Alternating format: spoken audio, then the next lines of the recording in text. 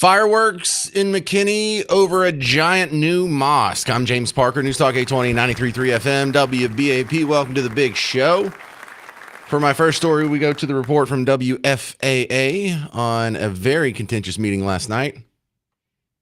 Until this summer, this man ran this town. But that is not who we're talking about tonight. We're talking about families who have spent decades serving this community and raising their children here. The former mayor had to be escorted out of council chambers by McKinney police to keep him safe from the crowd, many angry about what was supposed to be a procedural vote. A vote on a site plan for a proposed mosque on 5.5 acres of land off Virginia Parkway. The city's planning and zoning recommended approval, and council members say the vote is procedural, simply whether the plan complies with the city's standards. But so many people signed up to speak, the meeting got delayed as the city secretary struggled to enter everyone's names, and the crowd got restless. When the meeting eventually began,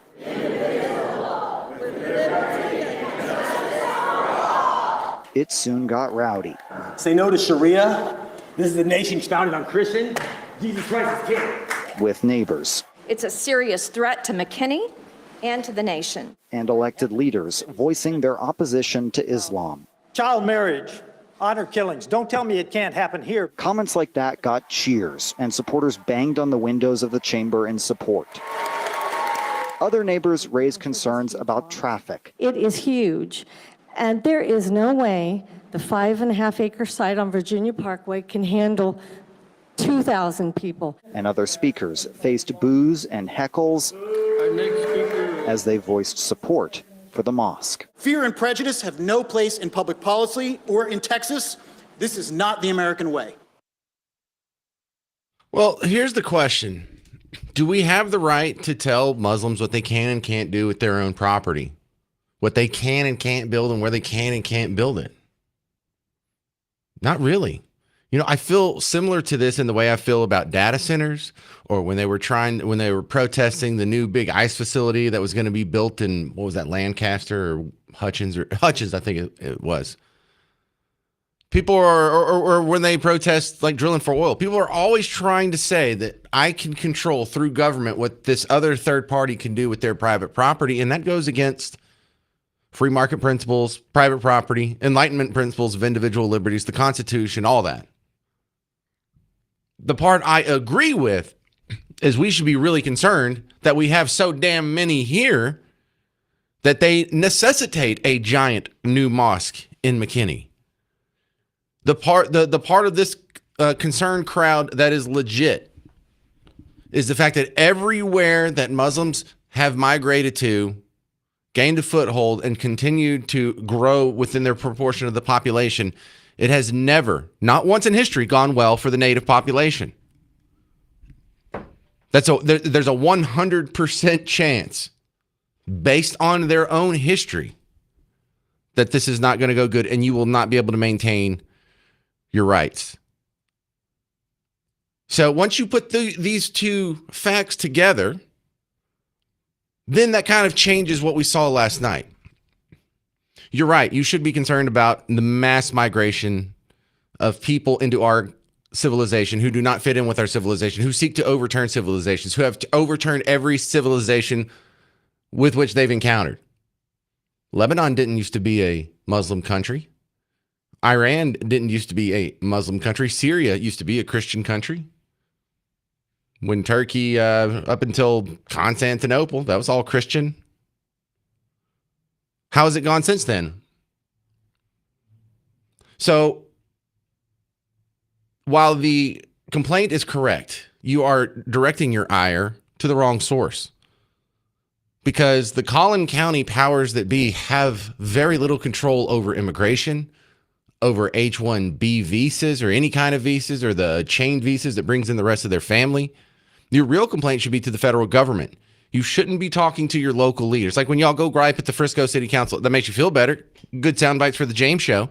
But you're griping at the wrong people. The people that you need to get this message to are in D.C. These people here are only dealing with the hand that is dealt to them by our immigration system. And Monty Bennett, the guy behind the HERO amendments, and you've heard him on the James Show a couple times, He had made a post yesterday on X that said 32,000 new H-1B visas have been approved just for the Dallas-Fort Worth Metroplex in the last 4 years. So for each one of these guys that comes over, a lot of these folks get the tag-along visas. Is that like a H3? I forgot what the number is. But once you're here and you're a worker, you say, well, what about my wife and kids? I've got to be able to bring them over. And so you're pretty much just rubber stamped like 6 more people coming over. And then, well, what about my parents? They're like, well, you can't get your parents. They have a health condition and I'm their caretaker. All right, rubber stamp, rubber stamp. Then they come over here and they get Medicare and Medicaid and Social Security and all kinds of good old handouts. Your complaint is correct, protesters, but you're directing it at the wrong people. So we'll continue fleshing this out because I have some comments from the actual meeting itself last night that you're going to hear in the next segment. And also I'm going to tie that with what Mom Donnie said just last Friday in New York City, because it sounds like the same arguments going on across America. This just happens to be a flashpoint here in your backyard. 800-288-9227. More on the McKinney Muslims next on The James Show. News Talk 820, 93.3 FM, WBAP.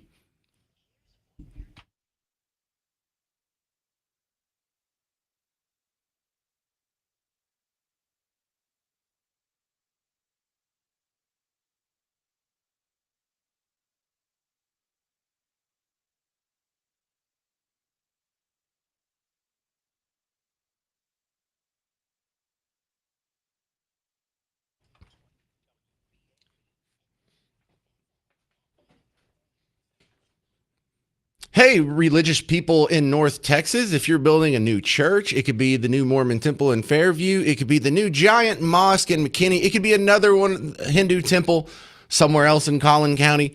Don't use paint anymore. Use Rhino Shield. In fact, you're disrespecting your own deity if you shortchange them like that, because we have better technology now. Your God deserves better than just regular old-fashioned paint, because your God can come back in 15 to 20 years and see that there's no cracking, no flaking, no peeling on your temple, mosque, church, whatever. So if you're worried about the costs, Rhino Shield can finance it for you and put you on a low monthly payment. Paint can't do that. Bank won't give you a loan on paint. So go check it out for yourself. Go to the website, read some of the 5-star reviews. And remember, you don't paint your mosque, church, temple anymore. You coat your mosque, church, temple, whatever. RhinoShieldDFW.com. Paint your house again. Rhino Shield.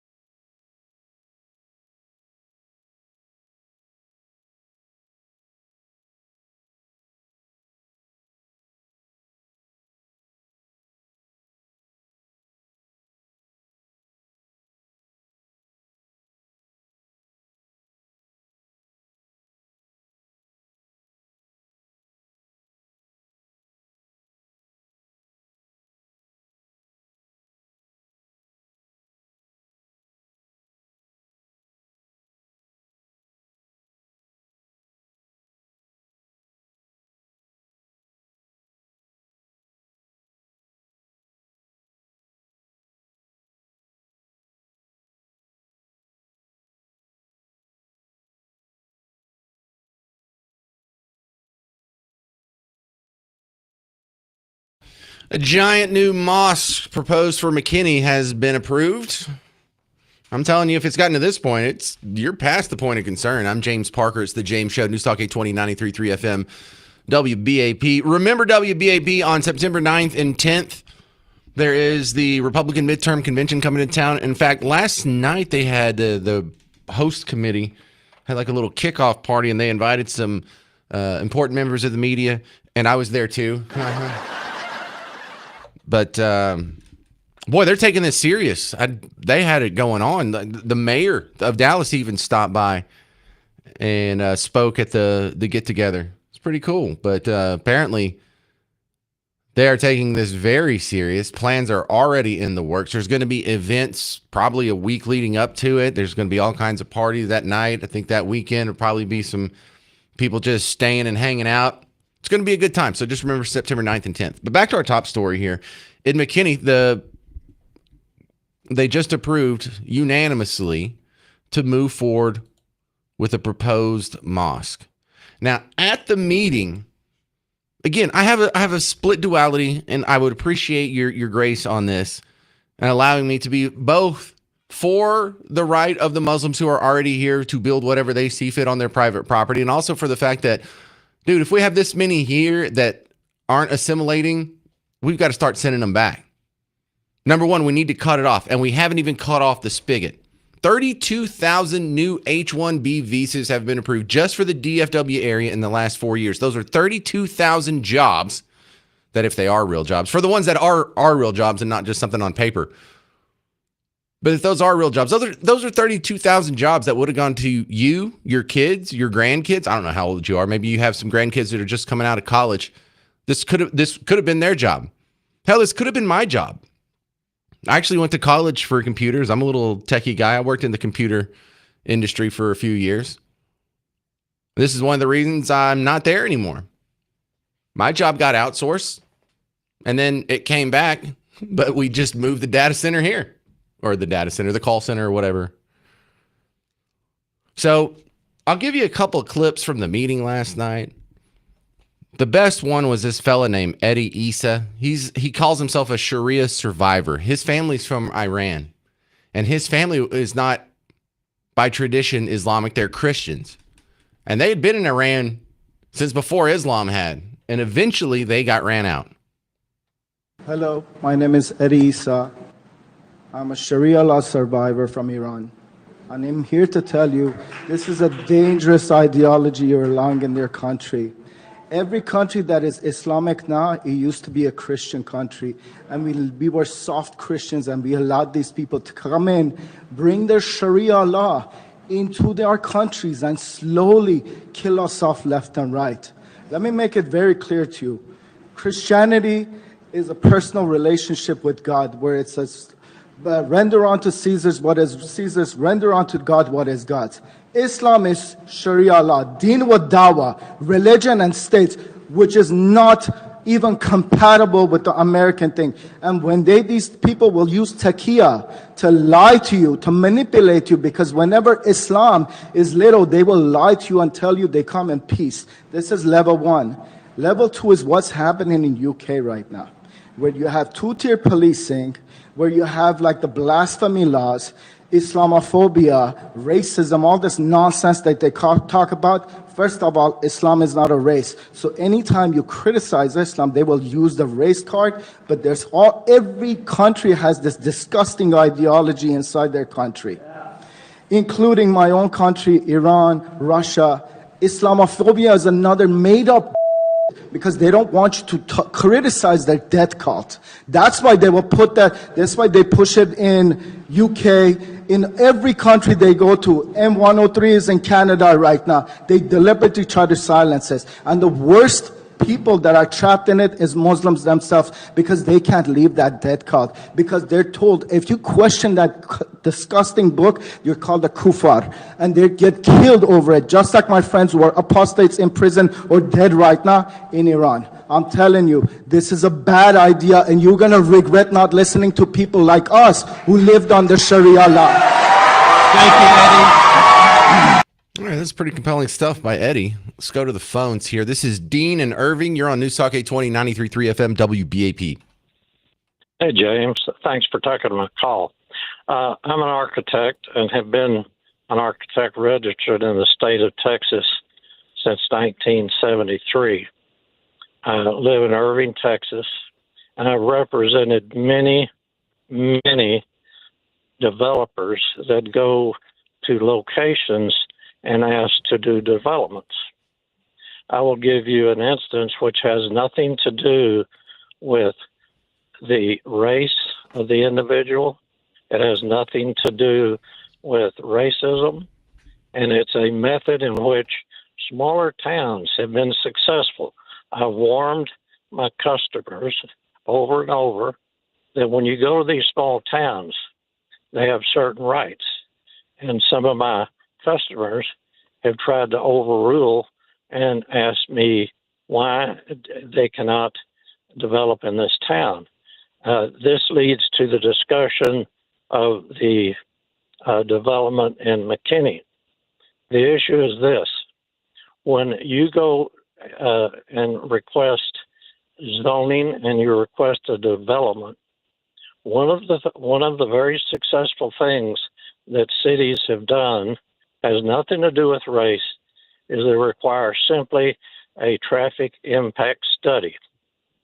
That will stop this mosque in its tracks. They need to request that.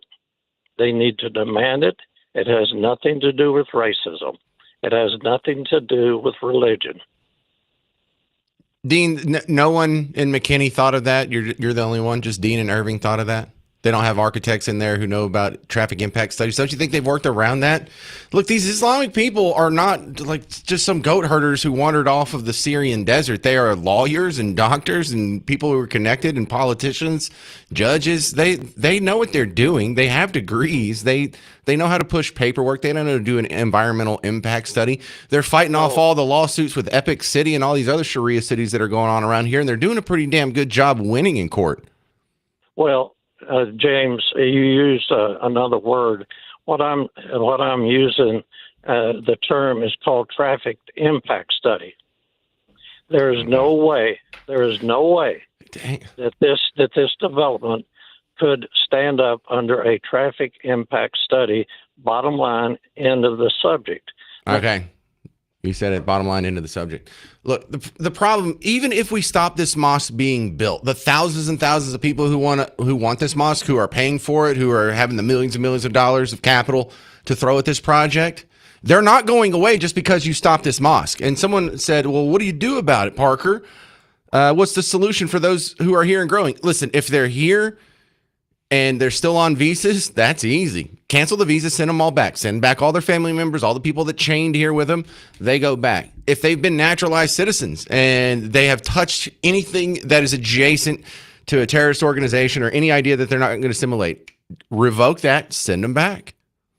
800-288-9227. Coming up, Kaylee Campbell, a local watchdog who was watching this last night as well. I'm James Parker, News Talk 820, 93.3 FM, WBAP.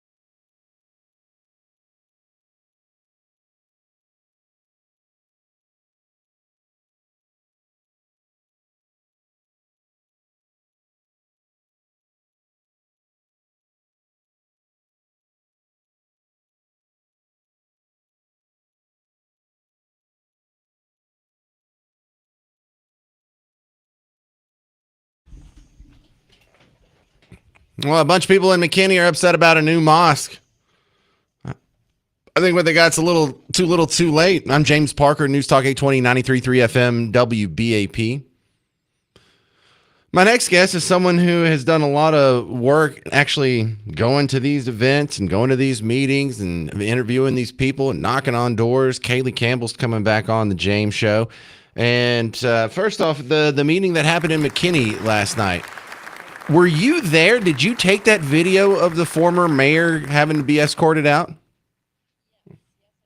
That was your video? I didn't know if you just saw someone else do it. What did he do that got him kicked out?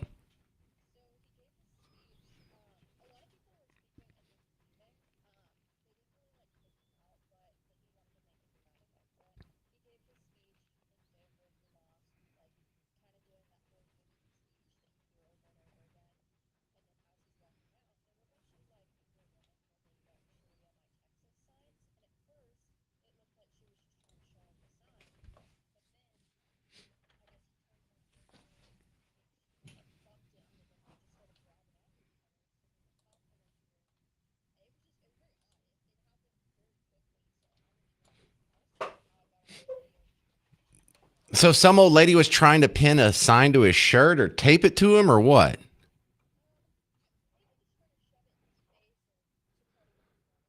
Well, I think she tucked it in his collar like a dinner napkin in The Sopranos. Here's the audio. It doesn't help very much, but just to give people an idea of how chaotic it was. And here she does the sign. She tries to put it in his collar. Cop pushes her off. Man, that looks like Miss Cooper from 8th grade. She's really let herself go. All right, so other than this one scene, tell me more about the meeting. How long did it last?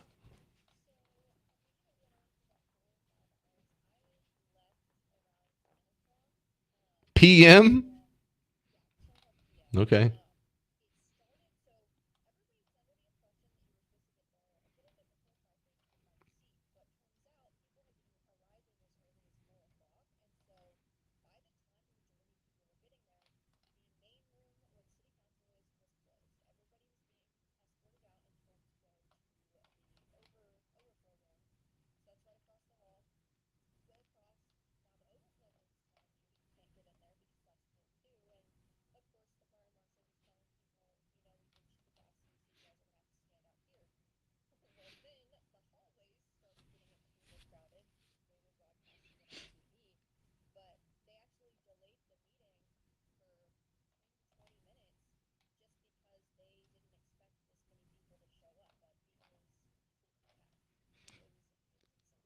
So, what is your response to the critics? And I'm kind of in this camp that you're yelling at the wrong people. The people that can solve this problem are the federal immigration powers that let all these people in the first place.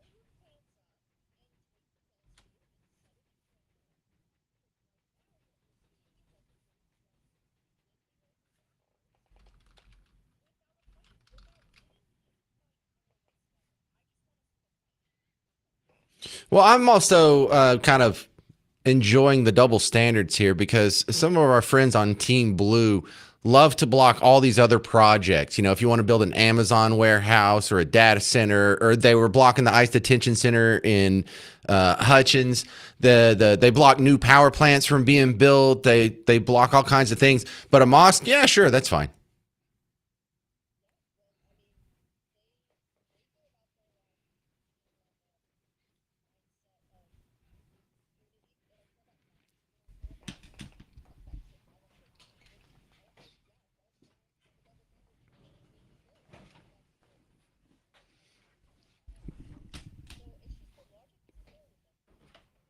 Well, I would like to use some of their complaints back out. It's like, oh, they're taking up very good farmland in Texas to build a mosque, or I don't know if the electric capacity, our grid will be able to handle it, or it makes so much noise it'll disturb the outside world, or I can't see without having a building in my field of vision. That's just an affront to my liberties. It just the selective complaints are made really stark in a case like this, Kaylee. All right. Well, thanks for going out to the meeting and getting us some good audio and giving us a firsthand report on that. How do we find your great work online?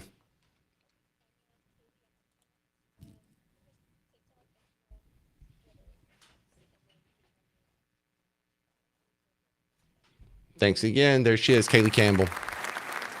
All right, 800-288-9227. Coming up next, you'll hear another clip from the meeting last night where one of the Muslims who wants this mosque being built is telling you they're coming here, they're going to take over, and they're going to change the Constitution. You'll hear that next on News Talk 820, 93.3 FM, WBAP.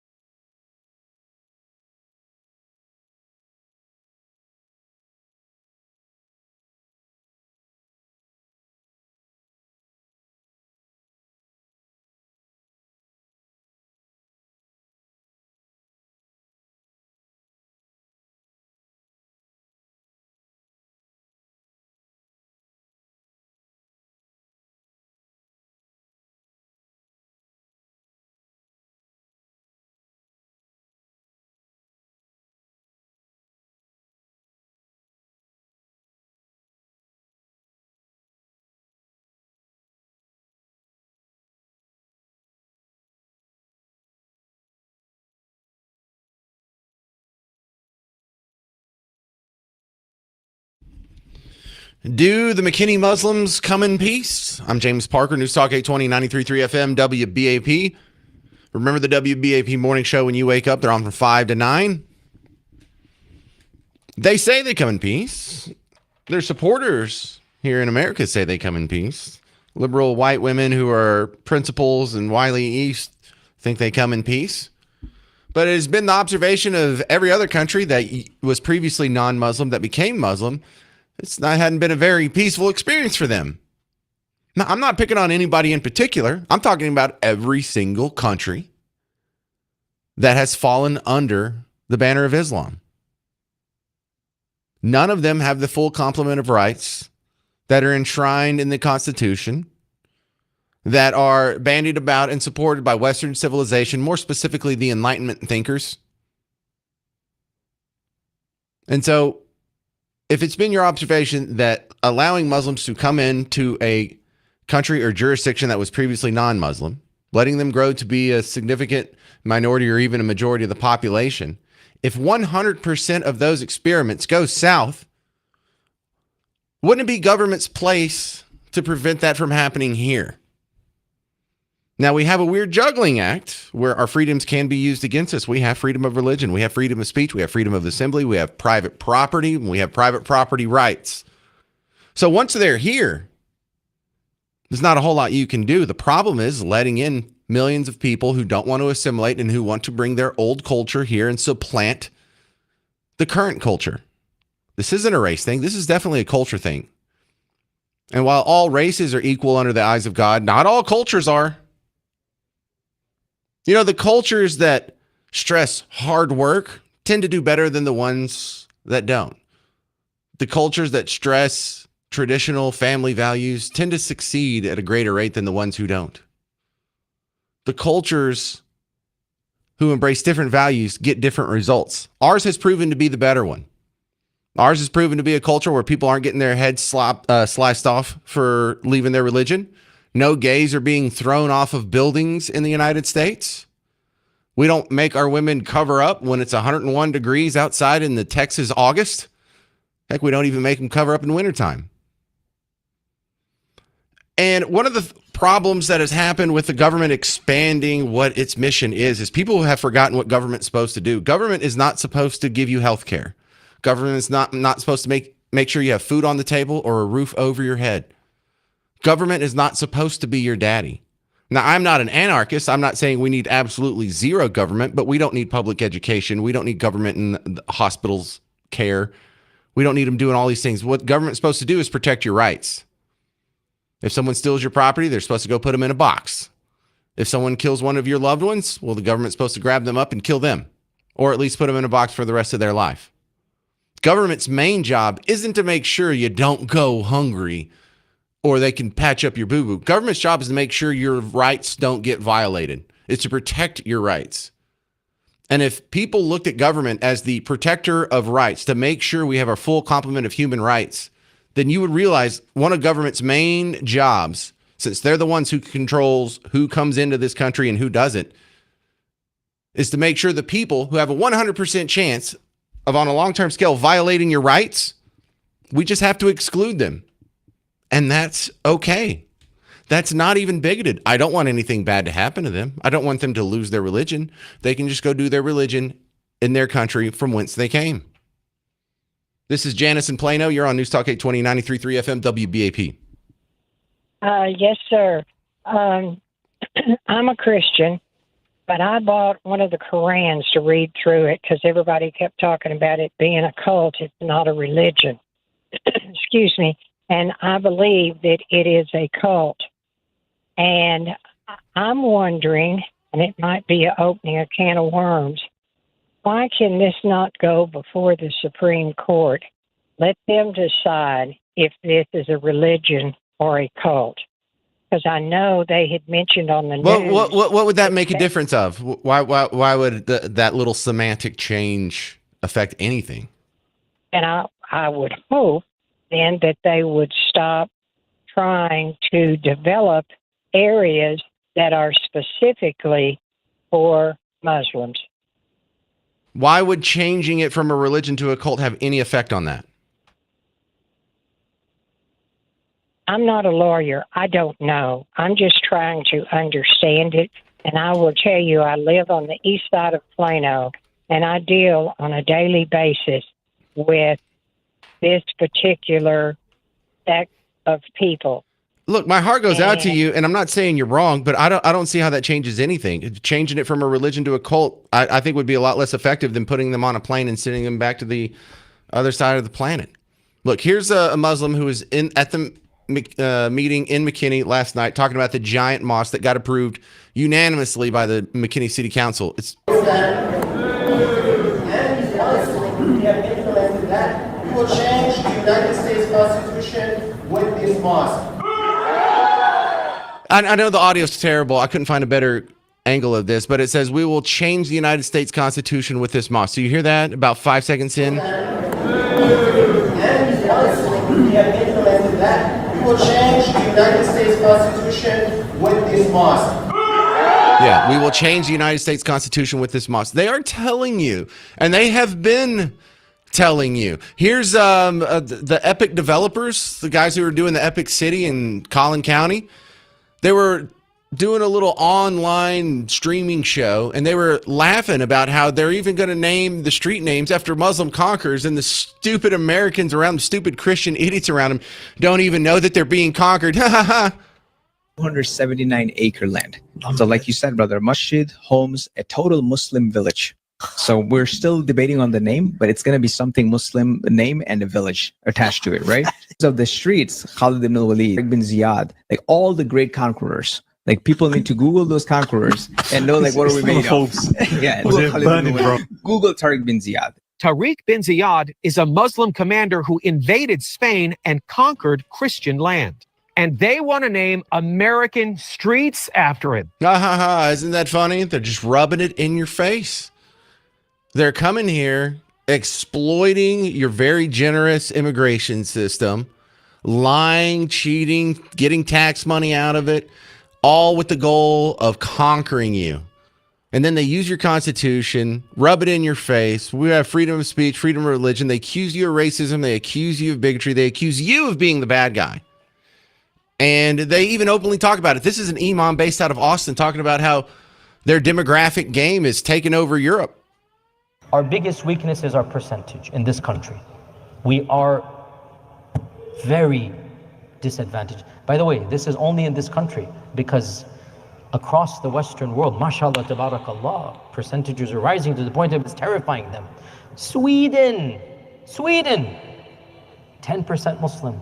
Oslo, Norway, 10% Muslim.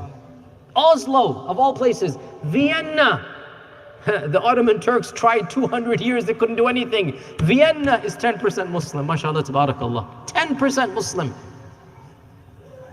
England, London, it is estimated 20%. I was in Australia a year and a half ago. Australia, Sydney, there are districts the size of maybe half of Austin that are 60% Muslim. Coming up next, a new giant data center gets approved for Westlake. A lot of people aren't happy about that. We'll fuss about it next on The James Show. News Talk 820, 93.3 FM, WBAP.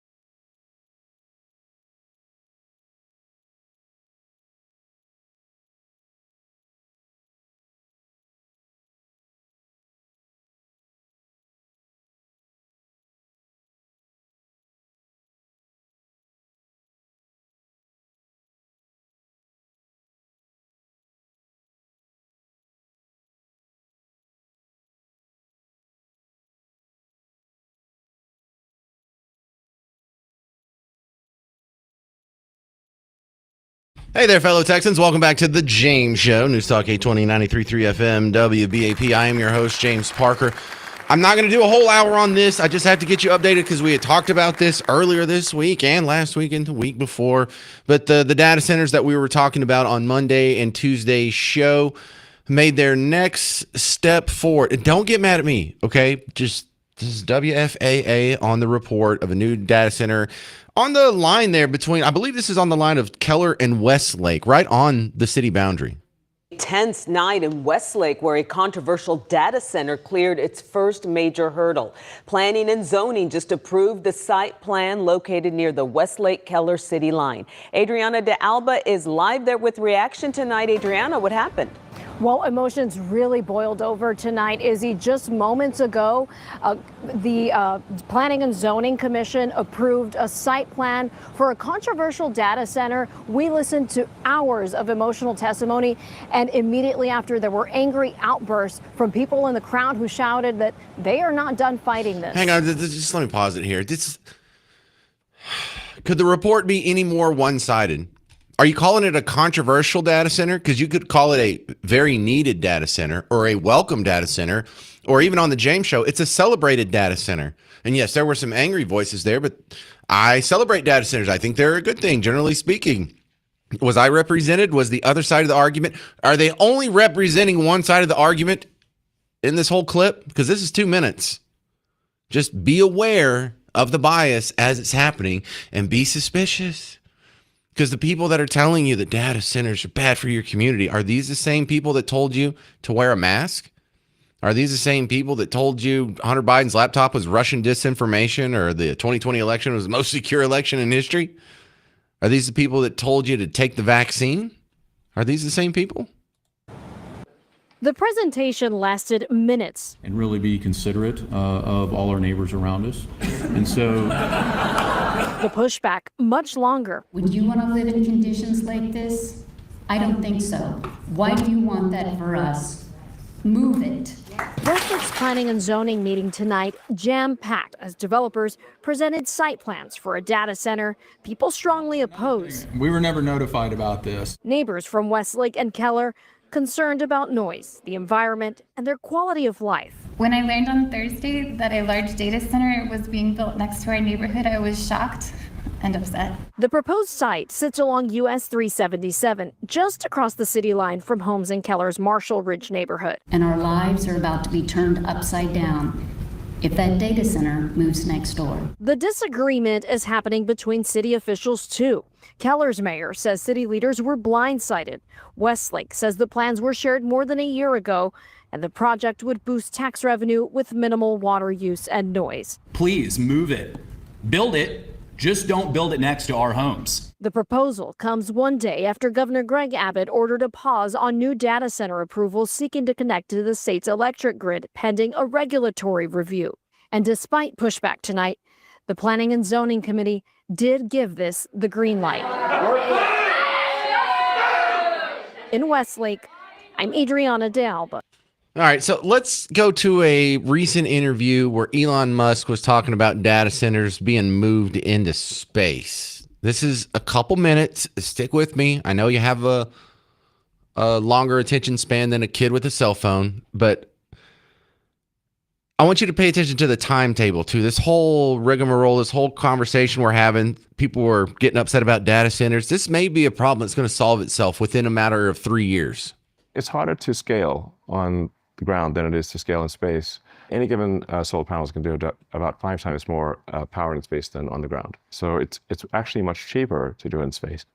My prediction is that it will be by far the cheapest place to put AI will be space in 36 months or less, maybe 30 months. 36 months? Less than 36 months. You can mark my words. In 36 months, but probably closer to 30 months, the most economically compelling place to put AI will be space. And then it will get like ridiculously better to be in space.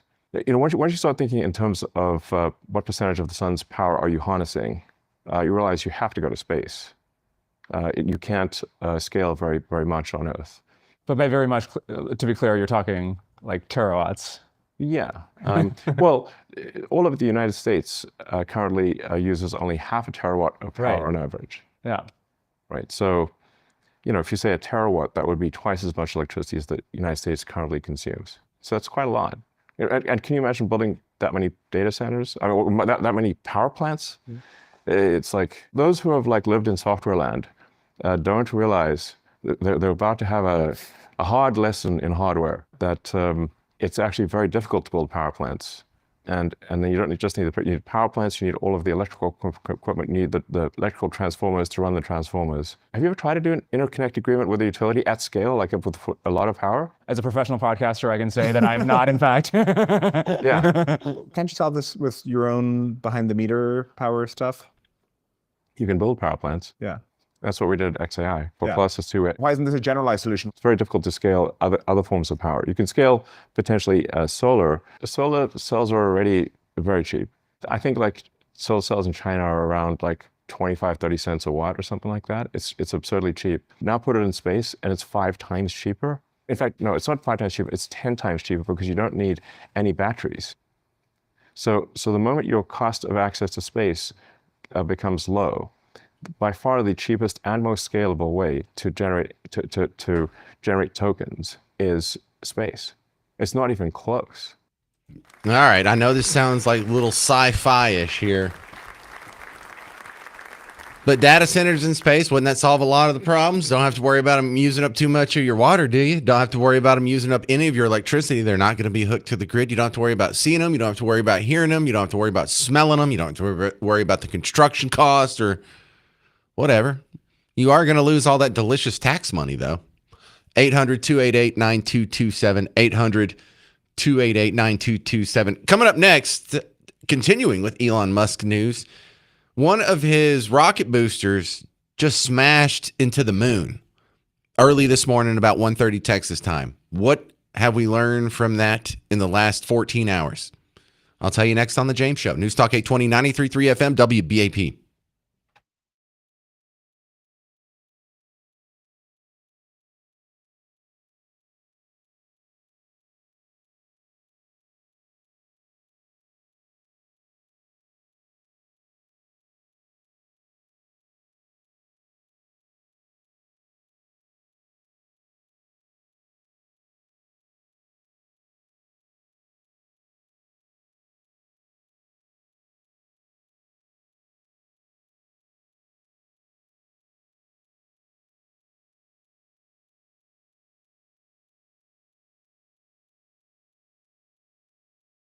Hey there, fellow Texans. If you have a nagging injury, one of the things you learn about adulthood is when you're a kid, you actually heal up. When you're an adult, that's not a guarantee. So if you've had something that you've just been dragging along for years now, and it didn't seem like a big deal, you just kind of twisted your ankle or tweaked your knee, or I don't know, feels like maybe you got a little torn cartilage somewhere in the elbow.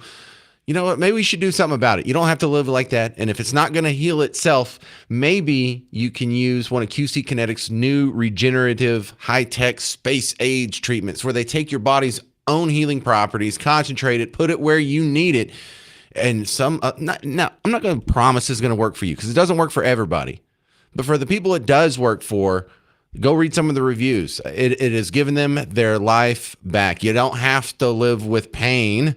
Go to QC Kinetics, get the free consultation, and find out. Because if they can help you, it's much better than surgery. They don't cut you open. There's no stitches. There's no downtime. They don't have to put you under. You don't have to miss work. It's just in, out, 30 minutes, good to go. So find out if it'll work for you. 972-972-8610. Call QC Kinetics now. 972-972-8610.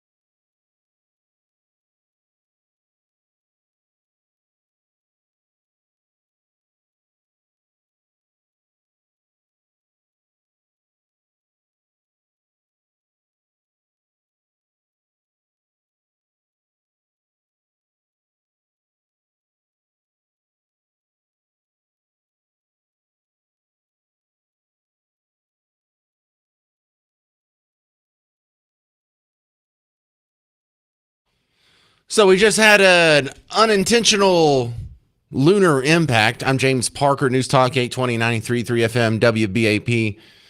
I think that is NASA speak for we just littered on the moon. I think is right.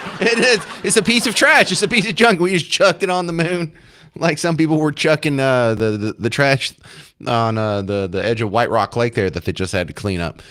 But what we're talking about here is a SpaceX Falcon 9 rocket, the upper stage. Now, when you see the Falcon 9, when you see the big SpaceX spaceships being shot up, and the part of the rocket that comes down and lands, like either gets caught by the Mecha Godzilla looking thing, or sometimes they land on the drone boat out in the middle of the Atlantic Ocean. That's the lower stage. There's another stage that continues with the capsule up into orbit. And in this moon mission that they did back in 2015, January of 2025. Sorry. No, is that right? Yeah, okay. So yeah, it was January 15th, 2025. Since it's been drifting around the moon. It had carried a couple of landers to the moon. And then after it separated, it was left in a moon crossing orbit. And after 19 months, it finally pounded into the moon. And we didn't get any camera views of it. I was flipping through on X and I kept seeing videos supposedly of the rocket stage impacting the moon. Someone had just recreated one in AI. Like, this is a simulation of what it would look like. And so I don't think anybody got video of it, but they did measure it with the spectrometers, and it turns out that there's a lot of interested scientists to see what they can learn about the impact, which is really cool. They have dumb names for their equipment, though. In Chile, they were using what's called the Very Large Telescope. That's with the capital V, capital L, capital T. So this is the name of the telescope, Very Large Telescope, the VLT. And they're telling you a bunch of things that just only nerds would care about. It was a plume of sodium and lithium gas. And then there was another one in Massachusetts that confirmed some of the findings. There is a lunar orbiter that is supposed to be able to get close enough to take some pictures of the crater spot later. But the whole thing happened about 1:30 Texas time this morning. This was the report last night on WFAA. Just a matter of hours, a SpaceX Falcon 9 rocket booster is expected to crash into the moon. The booster helped launch 2 lunar landers more than a year and a half ago. And while the first stage safely returned to Earth, the second stage was left drifting in space, its trajectory shifted by solar activity and the moon's gravity. Now the rocket remnant is on a collision course with the lunar surface expected to hit around 1:30 a.m. Astronomers say the impact could provide a rare opportunity to study how the moon responds when human-made objects crash into its surface. There you go. So what are we going to learn from this? I don't know. Maybe a little bit more about the rocks that make up the moon. But it's kind of cool how we have, not only did something crash on the moon, but it was privately made litter. So from the context of an Austrian economist or, economic libertarian, it's a big win for the private sector. Even the little guy, even some independent entrepreneur, given the right capitalist system, and a few smart scientists can litter on the moon, just like the government's been doing for years. All right, coming up next on the James Show, my guest is going to be Chris Putnam from the Dallas Express. And this is a guy who is plugged in to local politics, to Texas politics, to national politics. I mean, part of the reason it makes him such a compelling CEO for a local newspaper here. But we are in the home stretch now of, I think, what were we, 95 days away from the election. And this is when all the cool stuff starts to happen. This is where, if you have any powder that's dry, you're saving it for this last little home stretch. I'm going to play you a quick package here of WFAA talking about Ken Paxton's big party last night up in Allen, because now it's not just rah-rah, it's not just giving speeches. There's actually some meat that is given to the crowd. And Ken Paxton was talking policy. So now we actually have something to talk about. Candidates for U.S. Senate are on the campaign trail this week. Republican candidate Ken Paxton welcomed hundreds of supporters in Allen yesterday. Paxton announcing his first policy proposal. He says if elected, he will push for massive tax deductions for medical expenses and insurance premiums and doubling the child tax credit. Paxton even is floating new tax write-offs for gym memberships and GLP-1 medications. Paxton's challenger, Democrat James Tallarico, responding to Paxton's economic plan, saying, quote, the idea that Ken Paxton, a multimillionaire who owns 15 properties, has suddenly decided to care about Texans' pocketbooks on his 479th day of running for U.S. Senate is laughable. Oh, wow. So now things are getting interesting. All right, coming up next, Chris Putnam from Dallas Express. Last night, he invited me, or he got me into the sort of pre-party, the host committee from the Republican Party, like capital R, capital P, the ones that are setting up this big convention that's going to happen in just a month from now on September 9th and 10th. They've already got this whole thing put together. And I don't say they don't have all of the, I's dotted and the T's crossed, but they are all over it. And so they had a little party for the important members of the media yesterday, and then I was there too. But they had the mayor there. There were a lot of other notables there. Some people that you would probably recognize. A lot of people who have been guests on the James Show because they're, politically related. I'll be telling you that story along with Chris Putnam from Dallas Express coming up next on the James Show. 800-288-9227. I'm James Parker on News Talk 820 and 93.3 FM WBAP.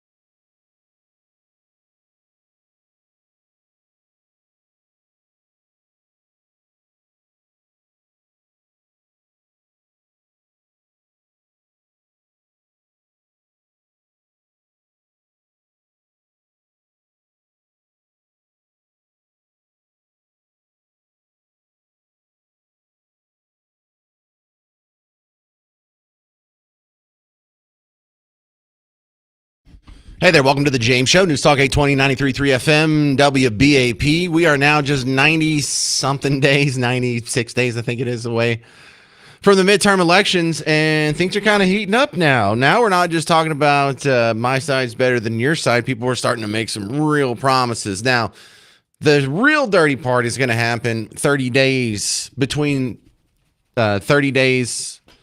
before the election is when all the October surprises come out. If there's anything that's just real heinous and nasty, it'll happen then. But right now, people are making some promises.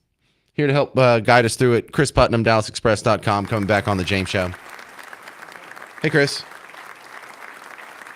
Chris there? Okay. So let me play the WFAA package here of the Ken Paxton party yesterday, because there's a couple of policy positions that he revealed.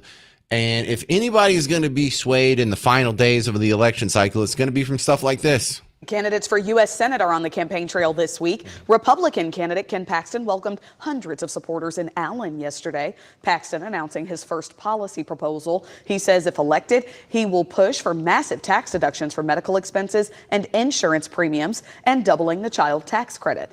Paxton even is floating new tax write-offs for gym memberships and GLP-1 medications. All right, so we're throwing that out there.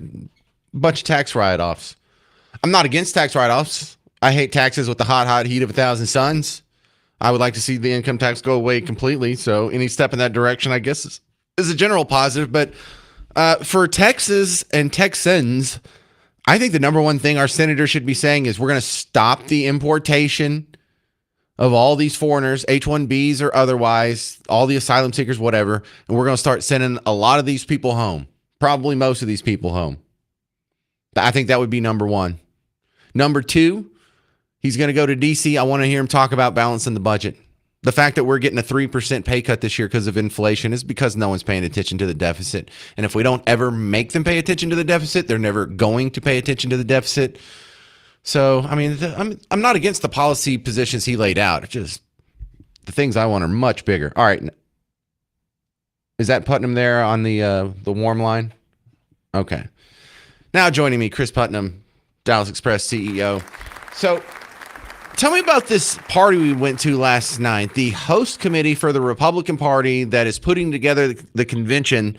This was their sort of media invite only situation. What even was that last night? Yeah, they're welcoming the media, and they had it, in advance basically. A lot of the network media did walkthroughs at the AAC. And they just threw a party around the whole thing, right? So it's just familiarizing the media with the setup. They haven't published a lot about the schedule yet. We learned a couple of things, but not too much. So, yeah, they're just being super media friendly because they want everybody to cover it, of course.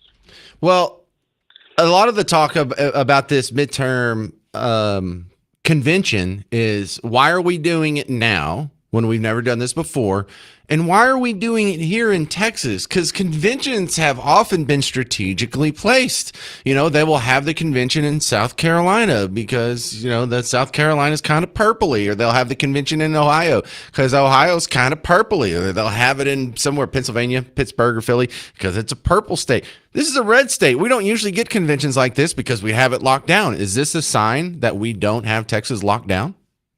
I definitely think that it's a sign that there's concern. This particular midterm cycle is historically bad for the party that's in power. The president, is his coalition is fractured right now over Iran and Israel. And frankly, a second Trump trifecta in the last 10 years was wasted. There's no border security immigration bill. There's no SAVE Act, and we have high gas prices, and that's about it. So, yeah, I think there's a lot of concern. And look, the Paxton and Tallarico race is the biggest and most important race in the country. So I don't think it's any accident that it's here for that reason. Well, do you believe some of the polls? Because now it's not just one poll. There's a Fox News poll that says Tallarico's ahead by 3 points. There's another Texas State University poll that says Tallarico's ahead by 2. So now it's just not some one-off outlier. It's pretty consistent that he has a small lead. Do you buy that? No, I take no stock in polling anymore. I follow prediction markets. Prediction markets have been far more accurate. And look, the real polling, nobody ever sees. The public doesn't see it. We see it. Like when you're involved in politics, and the right people, you get to see some of these things. Do I think that it's close? Yes. I don't know if it's Ted Cruz Beto close, but it's, nobody's running away with this thing, but I do not believe Tallarico's leading. And not even that, like the messaging hasn't even really started yet. If you know anything about campaigns, about 6 weeks out, it will be a media blitz. And that's when the real messaging will start and candidates start to get defined a little bit better. So the polling right now is kind of pointless anyway, but it's all designed basically to sway public sentiment and the media. Well, you mentioned the betting markets. I go over to Kalshi. Kalshi says Ken Paxton's ahead 54% to James Tallarico's 46%. And if this keeps up, polling is just going to go by the wayside, and everyone's just going to look at these prediction markets if they're going to be more accurate anyway. And I love that. By the way, as it should. I love that because polling has been such a frustrating part of the political landscape because it's been used and skewed and abused, and it's just been a tool of the narrative builders.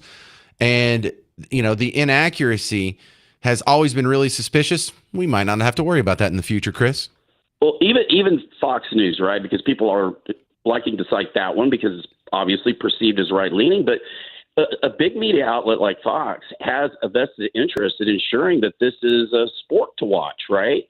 They want a competitive race. They want, Republicans all in a dither. And so even they are motivated to, adjust their sampling in a way that can make it look more competitive than it might be. But again, none of it's just all pretty worthless, but predictive markets have been really accurate, in the last couple of cycles. All right. We're talking with Chris Putnam from Dallas Express. We're going to continue with him next, talking about the political landscape heading into the midterm elections. Do you believe that Tallarico's ahead in the polls? Does he really have a chance at winning? 800-288-9227. I'm James Parker. This is The James Show. News Talk 820 and 93.3 FM WBAP.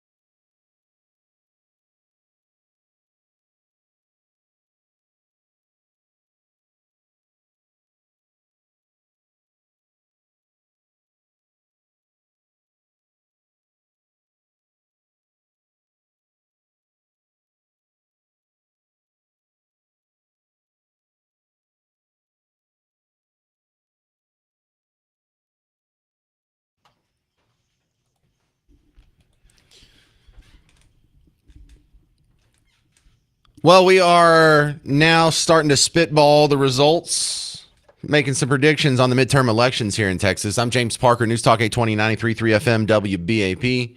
And remember, when the midterm convention comes around in just a month, September 9th and 10th, keep it on WBAP. We are adjacent. We are on the property of the hottest political event of the year. We're continuing with Chris Putnam from Dallas Express, DallasExpress.com, the Dallas Express app, all that good stuff. And this guy is connected all up and down in the political world, local, state, and in D.C. But I want to kind of hyper-focus on something that doesn't sound political, but Chris, I think you understand that this is. The fact that Y'all Street is now opened up, and we have a stock exchange that's walking distance from where I'm at right now. This is happening because of the bad politics of New York City combined with the good politics of not necessarily Dallas, but Texas in general. New York City! Stop it. And if this goes well and they continue down the Mamdani path, we could steal the whole damn stock exchange from New York City and become the financial hub of the world, Chris. Look, Dallas has a tremendous opportunity, and I was cheering for Mamdani for this reason. Frankly, right? Let them go conduct their social experiment, let it fail, and Dallas and the DFW Metroplex are going to be the clear beneficiaries of it, and it is going to work. There's already, like, J.P. Morgan Chase, for example, has more employees in the Dallas area right now than they do in New York City. They're all going to come here, and it makes sense. I mean, obviously from a policy point of view, it's different, and then they're just wildly overtaxed up there. The city tax alone is outrageous, and here, no state income tax. Of course, we have high property taxes, but they're used to high property values up there too. So it's just going to be fantastic. And you're really sitting right in the middle of it down there. I mean, the Victory area will be the heart of Y'all Street. Well, the combined average state and local tax rate in New York City is 8.54%. That's the average. It goes up to 10.9% for the state of New York, and then the city's own local income tax on top of that. If you're making, if you're one of these CEOs or these C-suite or even these big finance bros that are making millions of dollars a year, this is a millions of dollar swing for you. Yeah, and as you know, they plan to soak them more as well. I mean, they've talked about taxing trades, and if you're in the broker business, that's just going to be the end of it up there. I think it's it's what's going on up there is insane, frankly. Well, but it's working out great for Dallas. Well, they've already run a bunch of their headquarters off, and a lot of them have landed here in Houston or in Austin. We're still in a bunch from the Silicon Valley as well, still in Tesla and Apple and all that good stuff. But make no mistake, that is a political battle. That is not necessarily anything to do with economics. We just have better voters that choose better politicians. So can we give ourselves a round of applause here? We're getting it because of people like you, listeners. Now, let's go to a little more local of a story. We'll go to the state level here. I mean, less of a local story, to the state level here. Mays Middleton has vowed to go after Anthony Fauci, and he says, look, all you got to do is make him the next the attorney general, and he's all over it. Well, why isn't Ken Paxton doing that already? I don't know, and I don't know the basis in law of which Mays is going to do that. It's funny because I had an interview with him, back during the primary season. And he told me that confidentially. I had just heard that he started talking about it publicly. I'm very supportive. I can't tell you why Ken didn't take a run at it. I'll tell you, the Attorney General's office is generally very, very busy. And maybe Mays has a legal angle there that he thinks that, he can execute against. We'll see. It'd certainly be fascinating to watch. The other state level political story I wanted to ask you about, Chris Putnam from the Dallas Express. Governor Greg Abbott and Agriculture Commissioner Sid Miller all of a sudden have decided they oppose data centers. And I don't think they're getting paid off. I think they just saw a recent poll that showed that data centers are unfavorable, 40 to 60%, 40% to 60% in the negative.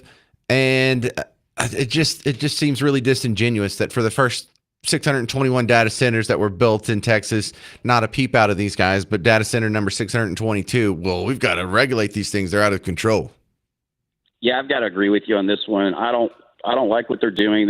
What we should be doing is educating people about data centers and water usage and electricity usage and how there's all sorts of recycling techniques these days, and it's just the most overblown, overhyped concern that I've heard in a long time. I was, in fairness, I was in the data center business, working for IBM and as well as the pros, but look, back to opportunity, right? Texas has an opportunity not only to steal jobs from New York, but to take a lot of jobs from, like you said, the Silicon Valley and the West Coast, that's dominated from a tech point of view with AI. And again, for the same reasons, we just have a much more favorable regulatory environment generally. And I don't think we should be doing things to scare people away from that. We should be doing things to help people. And the tone that these politicians are taking is playing right into that fear. Chris Putnam, my last story, we're going to come back to a hyper-local story. McKinney approved a new giant mosque that was proposed, and there was a lot of people who were upset about it. The meeting lasted for hours yesterday, but it passed unanimously. And a lot of Texans sort of are in the same balance that's in my head right now. It's like, well, of course, this is going to be bad on a long enough timescale if it keeps growing and growing and growing unfettered. But on the other hand, I do believe in private property rights, and they should be able to build a mosque if they want to. So how do we balance this out, Chris? It's a tough one. It's a great question, though, because I think probably what happened there were that council was afraid of being sued. And, right or wrong, some of these groups are very sophisticated about using our own laws against us. And it's understood that a lot of what they're doing in terms of populating certain areas is purposeful. And then the very next step is they start to take a very healthy political interest. You've seen it in Frisco, Southlake, other places. And so, again, legally, it's a tough one. Like, I've been a city councilman, and I started thinking about myself, like, how would I be able to say no to this legally? And so you're just inviting a lawsuit. So that's something I think we're all going to have to dig into a little bit more. All right. I think they're yelling at the wrong people. I think you need to talk to some of your people in D.C. and get them to stop them from coming here in the first place. All right. That's Chris Putnam. Find his great work at Dallas Express, the people's paper for Texas, dallasexpress.com. Coming up next, we're going to dig a little bit more into that Fauci story. I'm James Parker. It's News Talk 820, 93.3 FM WBAP.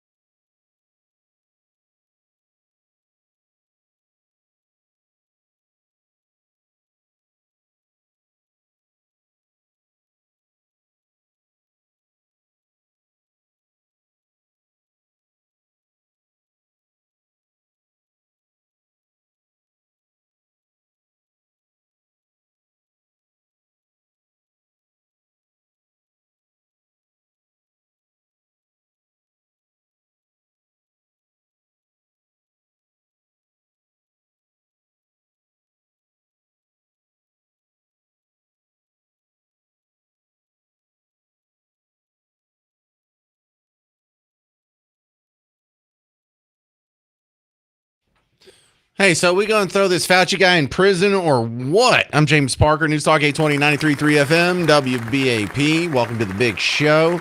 And I'm glad the conversation is continuing here because, you had the Fauci hearings last week. And this week, the Senate is going to decide whether or not they're going to hold him in contempt or, I don't know, so is there some sort of charges that could actually be pressed? God, I hope so.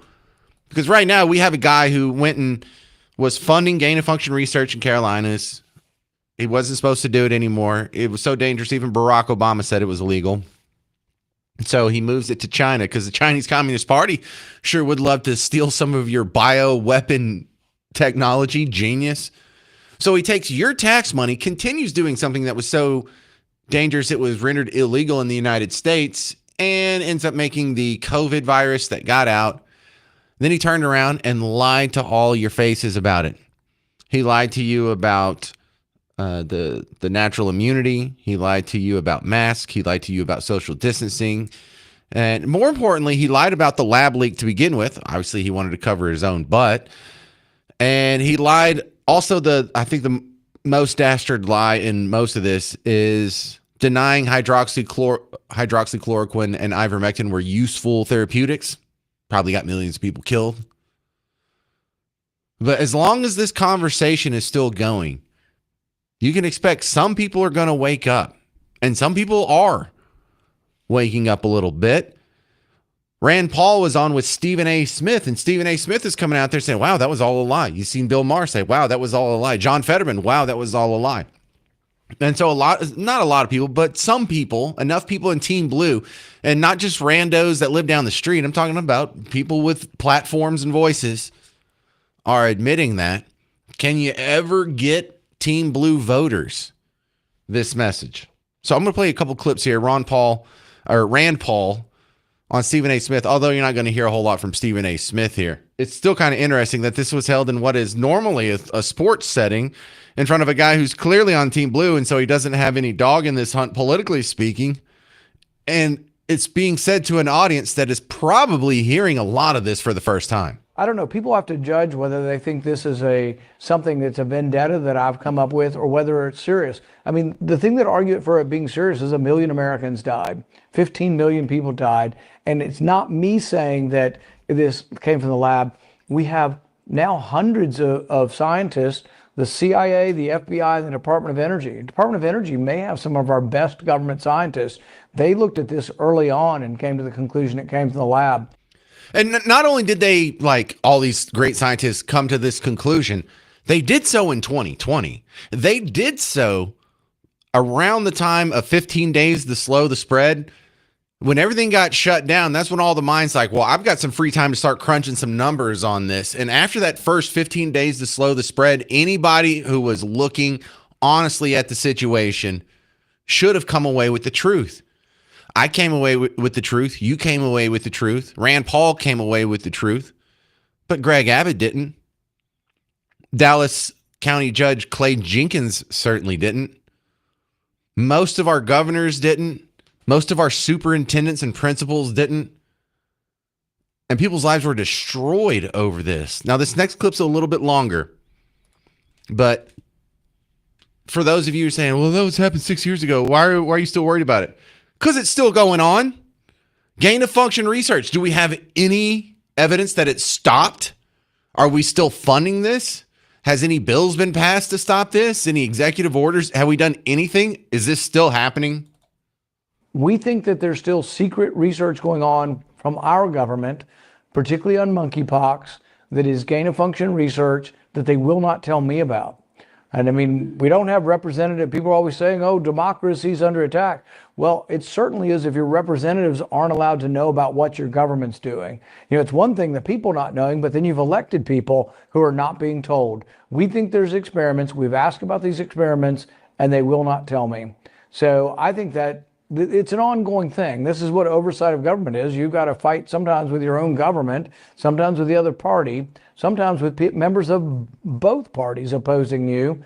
And, you know, I won't be satisfied till we change the U.S. law, but I'd also like to see we have an international treaty called the Biological and Chemical Weapons Convention. It's a treaty The civilized countries of the world have agreed not to have chemical weapons. So we've been destroying nerve gas and chemical weapons for a long time. I think it's a good thing. I don't think we should use it. And I don't think civilized countries should. It's not a guarantee that no other country will. But with regard to biological weapons, I'd like to see more conversations with our allies in Europe, with friendly countries around the world. And I think that's a good idea. And that's what I hope will be the final result of all of this. And I just want to reiterate how easy it was to see through this farce in 2020. I will forever remember this conversation I had with Miss Parker because we were in the unique situation of we lived when this was all going down in 2020. We lived in New Orleans, and I'm not saying we lived in the outskirts or in a suburb. We lived in hyper blue, super duper blue New Orleans, and we would regularly, because I had projects here in Texas I was working on, we would regularly come out to Bug Tussle and stay for like a week at a time, or I'd have to come to Dallas for something work related. And so we were constantly going back and forth between tiny town in the middle of nowhere and a 30-acre hayfield to hyper blue inner city. And it was cartoonish how different the worlds were. Everything after the first 15 days or so of the spread, really after Easter in April of 2020, if you drove 2 hours in any direction from where I'm sitting right now, life was normal. You would go into a restaurant, the waiter's not wearing a mask. You don't have to wear, no one's wearing a mask. We just didn't let all the big city people know that we're not following their mask mandates. And then when we'd go back to New Orleans, you couldn't even go into a bar without showing a vaccine card. And all of that was for nothing. All of that was wrong. There were two people living two different sets of lives, parallel universes. One of them turned out to be right. One of them turned out to be wrong. And so a lot of people, like, here's another piece of evidence how obvious it was in 2020.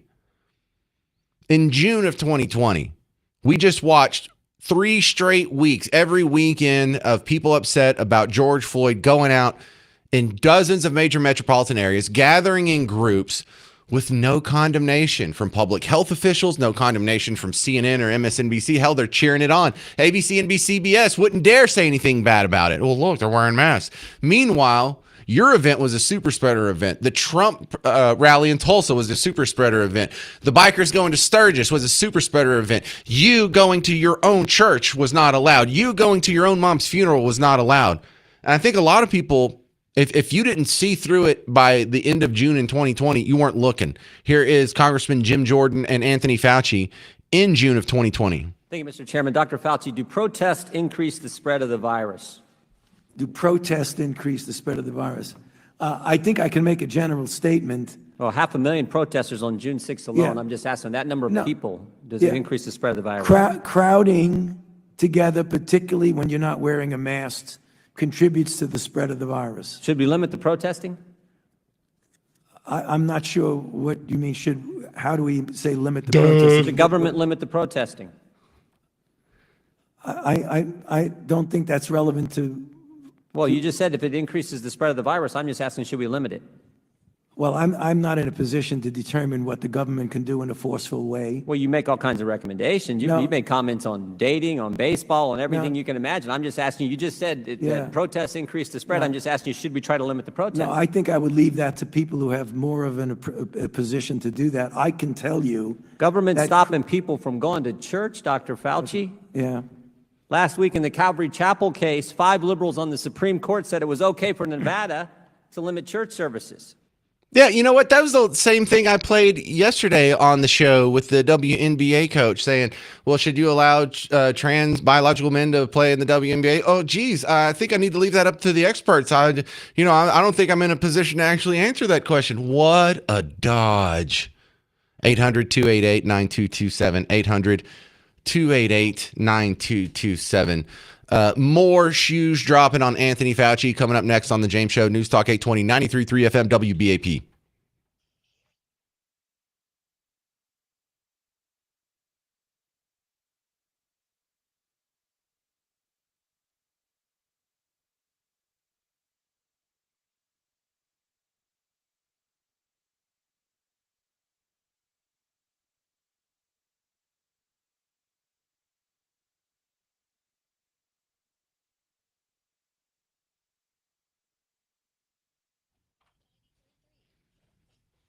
Hey, James Parker here for Blue Ribbon Roofing. If you have a home or if you have a commercial building or you have some building in your charge and you don't know if you need just a repair or a replacement, the good news is the inspection, absolutely free.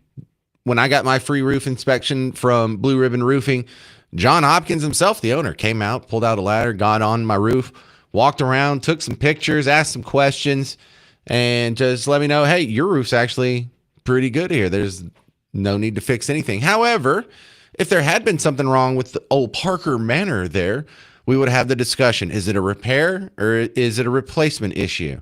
And then if you're going to go into the cost discussion, they can help you out with that. You know how many times John Hopkins has helped filed insurance paperwork on a roofing project? Over 10,000.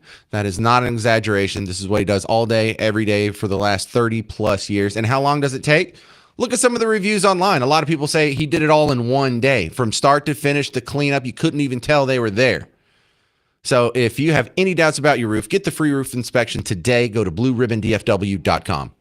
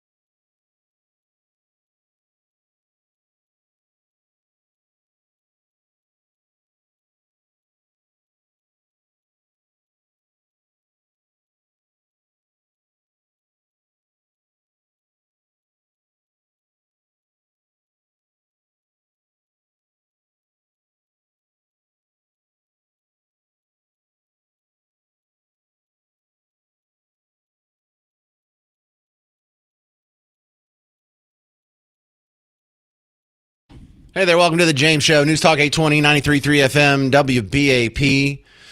Now, this sounds like a conversation you and I have had 1,000 times, but one of the reasons why I think it's super important is because some people are having it for the first time. Some people are just finding out this week, in the last calendar week, that all of COVID, or most of COVID, was a lie. There was a virus. People were dying.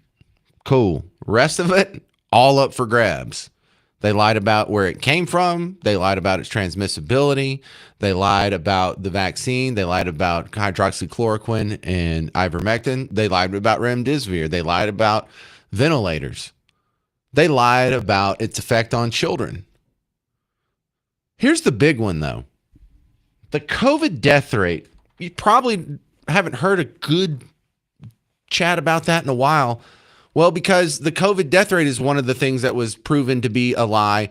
And, you know, we all have grace. If you get something wrong because you were given bad information and you passed along that bad information, we all have like sort of a soft spot in our hearts, and you can kind of understand, like, well, you weren't really lying. You thought what you were saying was true. You were just misinformed. But the media at the time wasn't just getting one set of facts and they were all wrong and they were passing along with the best of intentions. There were other people that were telling them the truth at the same time. And they kept picking the lies over and over and over. While you and me and Rush Limbaugh and so many other people who got it right looked at the facts on the table, looked at the people who were telling us the facts, saw if there's any inconsistencies and said, you know what, this is a more believable set of facts. And then did we have an honest discussion about it? No. So the big one is the COVID death rate. The World Health Organization came out and said it was 3.4%, which means we have an emergency. The truth is it's more like 0.4% case fatality rate. Now that went up to something much higher if you were obese and 95 years old. But overall speaking, you know, for the general population, if it is less than 1%, there's no need to turn off society. If the death rate is less than 1%, there's no need to do shutdowns, lockdowns. There's no need to print $6 trillion of new money and spend that.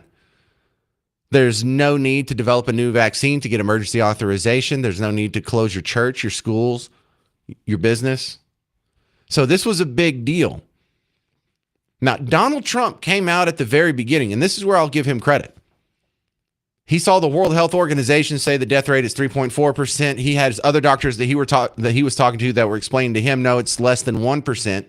And when he came out and said, I don't believe the World Health Organization, the reaction was brutal from the media. And again, just like so many montages that you are hearing from the year 2020, every single one of these people owe you and Donald Trump and me an apology. A new warning from the World Health Organization. The death rate from the coronavirus is rising. 3.4% is higher. Twice as deadly as previous estimates. 3.4%. A state of emergency. Well, I think the 3.4% is really a false number. Based on a lot of conversations with a lot of people that do this, I think the number is way under 1%. So to fact check, the World Health Organization says the coronavirus death rate is 3.4%. President Trump lies that the World Health Organization is wrong. The number is 3.4%. 3.4% is what it's being reported around the world. Making it deadlier. So much death. The death rate. The percentage is 3.4%. And no hunch from the president can change that. Trump lied about the most recent World Health Organization estimate that the global death rate of coronavirus is 3.4%. The 3.4% death rate was wrong, and WHO data later updated it to a fraction of 1%. Let's go back into history. Trump has a hunch that the death rate is lower than 1%. Way under 1%. Way under 1%. Will someone put a mozzarella stick in his stupid hole? Trump lied to viewers about the mortality rate. Way under 1%. False information. He's spreading disinformation. Misinformation and dangerous disinformation. If you're president of the United States, you have the world's greatest scientists at your disposal. You listen to them. leading scientists, including Dr. Fauci, wrote in the New England Journal of Medicine that the death rate could be considerably less than 1%. Way under 1%. Every one of those people were wrong. Every one of those people accusing Trump of spreading disinformation and lying were they themselves spreading disinformation and lying. Everyone that's saying, oh, he's got a hunch. Well, his hunch was better than yours. He saw the WHO report, and then he saw what other doctors were saying. And he saw through the lies and picked what actually ended up being correct. All the people you heard there, the Don Lemons, the Jimmy Kimmels, the whoever else was in there, they had all the same information at their disposal, and they chose wrong. 800-288-9227. 800-288-9227. Coming up next on the James Show, RFK is saying, you know how we did gain of function research and ended up with COVID? That's how we've ended up with a bunch of these other diseases as well. Lyme disease, was that made in a U.S. government lab that was researching gain of function? What about RSV, that virus? Because here's the deal. That would make it 3 viruses that were created in U.S. labs or by, U.S. programs that killed millions of people, caused untold amount of suffering. It was done illegally, and it was done with your tax dollars. So I will spell out the problem, and then I will spell out the solution coming up next on The James Show. News Talk 820, 93.3 FM, WBAP.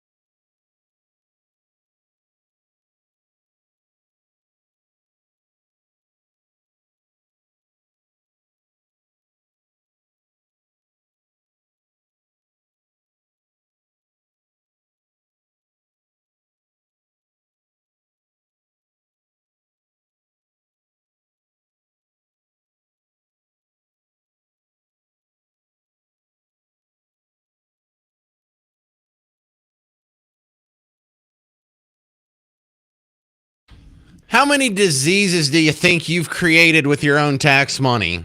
I know this sounds like a coast to coast episode or an Alex Jones episode, but this is no longer conspiracy theory. This isn't something like, oh, they're taking money from you and they're secretly funding labs to do illegal research and then they're releasing it on the people and millions are dying and no one's being held accountable. And not a conspiracy theory anymore. It's conspiracy fact. It's not even much of a conspiracy either. But the questions are being brought up by RFK, Robert F. Kennedy Jr. Now, is he a right-wing nut? No. He's a Kennedy, for God's sakes. He spent his entire life on Team Blue, and he's still pretty much on Team Blue. So here he is in a recent interview here, and I don't even know what half these diseases are, but I think I might have funded them. You might have funded them too. Lyme disease that almost certainly came from these experiments that is now devastating our country. RSV that came from a laboratory, which is now the biggest killer of children in our country. And of course, the COVID-19 pandemic, which was a trauma for the whole globe. And all of those have been linked credibly to gain-of-function research. So it's something that with enormous costs and no proven benefits.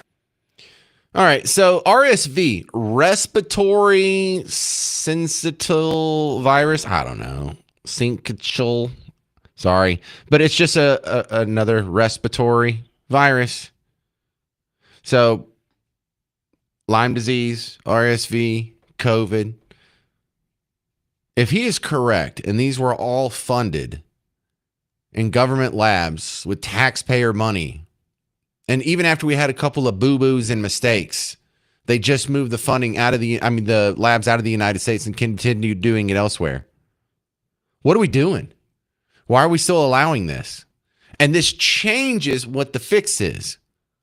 Because if it was just a rogue doctor, if it was just Anthony Fauci and he was out of control, you get rid of Anthony Fauci, everything's under control again, everything's hunky-dory. It's a lot bigger than that, and it's not going to be that simple. Here's the ugly truth. The founding fathers didn't want us to be in medical research. They didn't want tax money taken from you and given to DC for them to research bioweapons. That wasn't in the cards. Somehow, we've been asleep at the switch and we've allowed government to expand in all of these areas that they don't belong. And it has had drastic negative consequences. And I think I'm understating that. Millions of people have died. If you want to take the total amount of deaths from COVID around the world, the higher estimates are around 15 million. The low estimates are around 7 to 8 million. How bad does it have to get before we say, okay, we don't need to get rid of Dr. Fauci. We don't need to cut the funding. We don't need to close the labs overseas. We need to end all of it. There should be no National Institutes of Health. There should be no tax money going to medical research.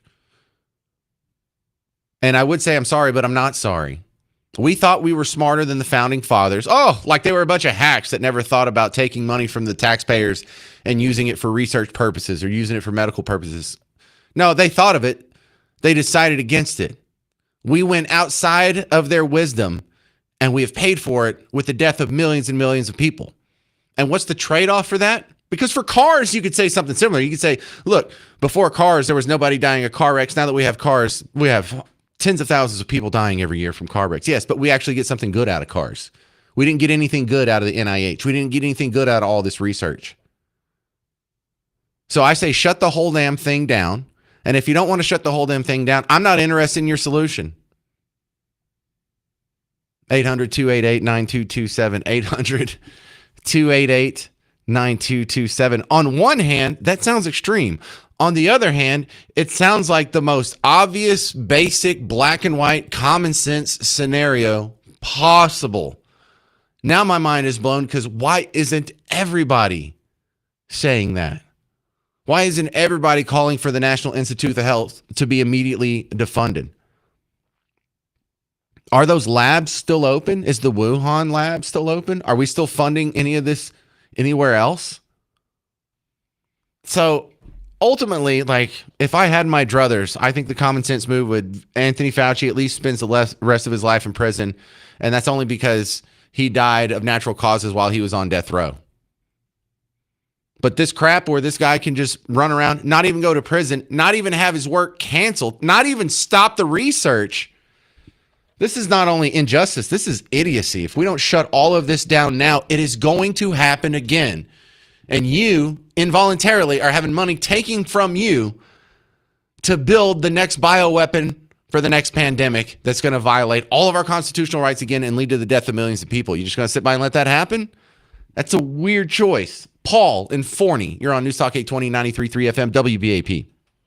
James, I think a lot of people would agree with me. The people that are responsible for all this gain of function, Fauci included, we should line them up and let Americans line up, and everybody that walks by just punch them right in the mouth. I'm talking hundreds of thousands of people, just because, I mean, you got to think about, not only did people suffer from these gain of function illnesses and diseases that they've caused, they've also spent thousands of dollars of their own money trying to treat this stuff, losing family members. And it's just, these people need to physically just be beat in the street like a rabid dog, in my opinion. Well, I mean, that's a funny picture you're putting in the head, and I don't think we'll actually go through with that. But the tenor of your point is correct. We need to punish this in a very public, overt fashion, not because it'll bring my friend Michael, his brother, back, or not because it'll bring my college soccer teammate Tam Sear back, but because we want to make a display of these people so it won't happen again. And we're not doing that, and I think we're just setting it up to happen again. 800-288-9227, 800-288-9227. Another guy got arrested trying to take a shot at Trump. Probably hadn't heard this in the news. You'll hear it next on The James Show. News Talk 820, 93.3 FM, WBAP.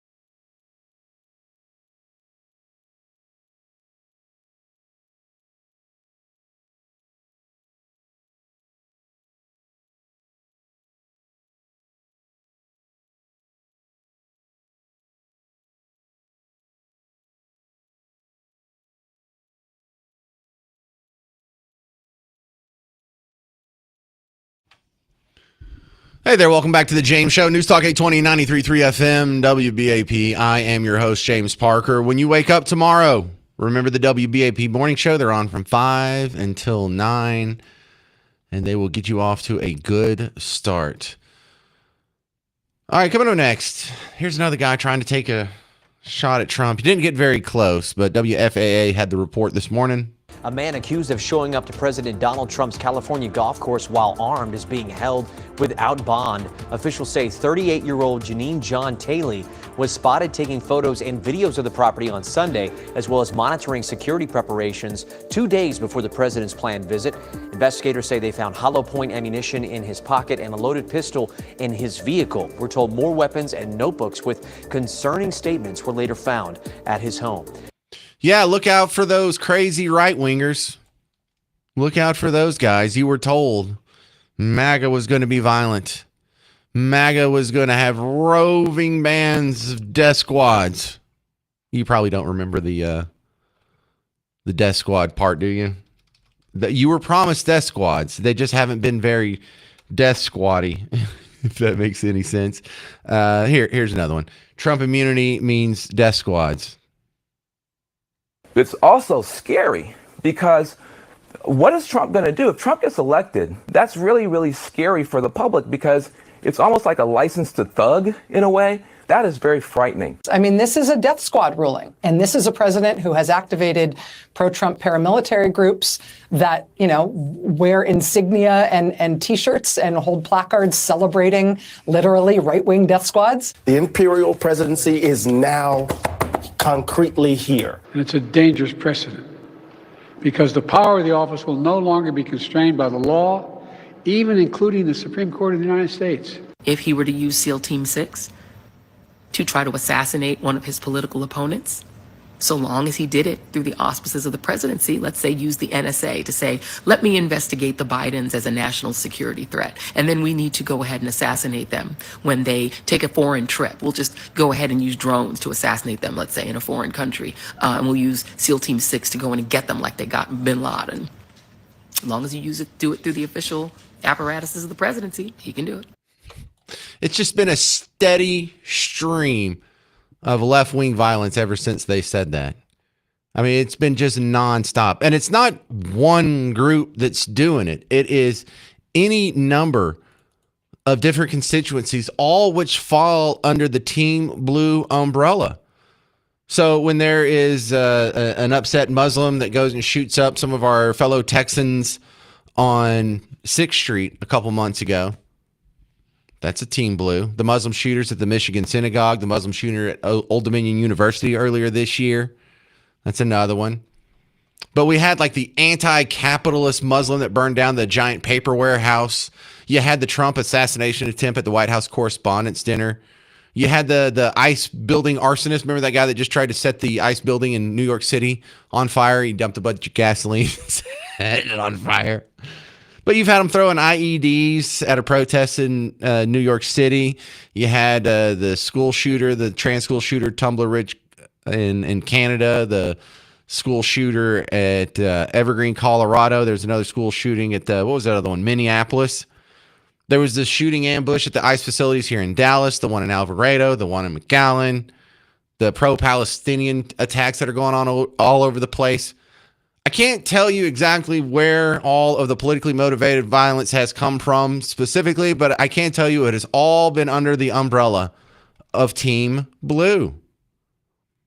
There is a notable exception for the assassination a few years ago now of a state rep in Minnesota. Other than that, it's been all either anti-Christian or maybe it's like Luigi Mangione killing a healthcare CEO because, capitalism's evil. But another Trump assassination plot was underway in Florida again just this week. Not making big news. You know what else isn't going to make big news? There was a mass shooting in Idaho over the weekend. And it turns out that a couple of people died, but many more were going to die. He was planning on killing a ton of people, but he was stopped by a good guy with a gun. And so they will tell you all the stories where guns are bad.